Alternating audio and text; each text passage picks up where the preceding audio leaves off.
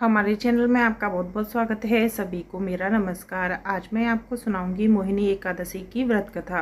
मोहिनी एकादशी पर ठाकुर जी का श्रृंगार कैसे किया जाता है उसका वीडियो भी आपको मेरे चैनल पर मिल जाएगा।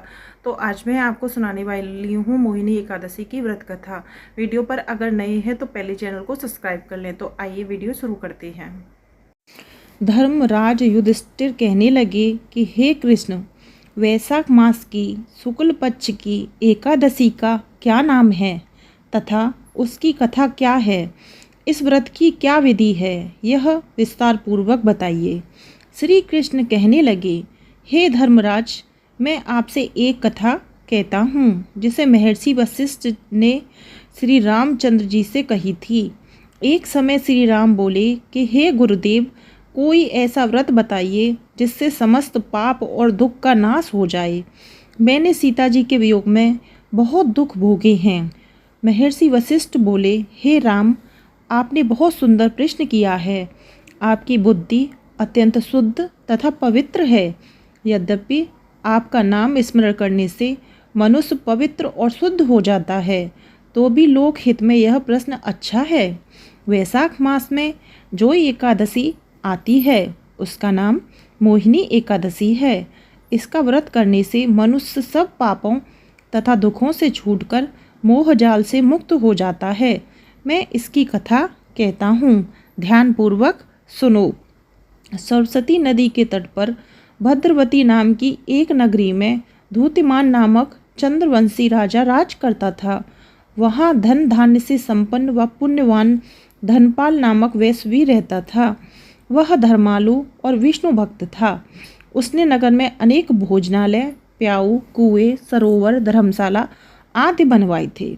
सड़कों पर आम, जामुन, नीम आदि के अनेक वृक्ष भी लगवाए थे।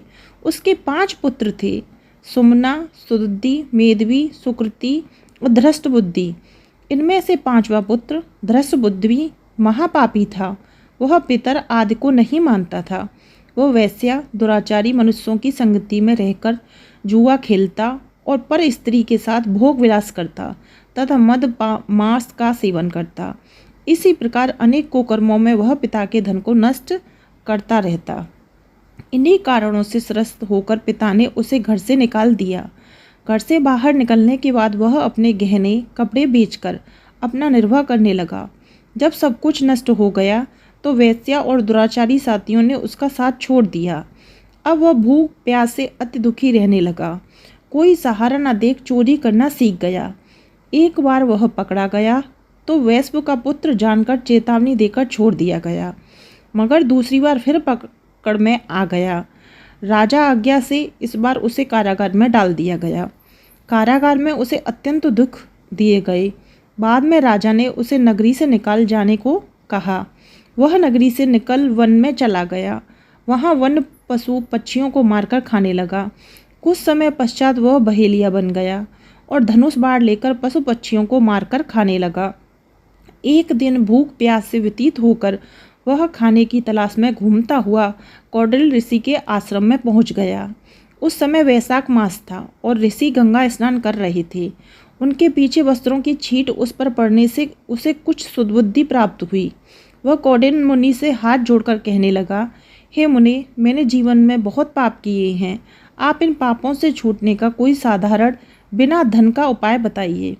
उसके दीन वचन सुनकर मुनि ने प्रसन्न होकर कहा कि तुम वैशाख शुक्ल की मोहिनी नामक एकादशी का व्रत करो।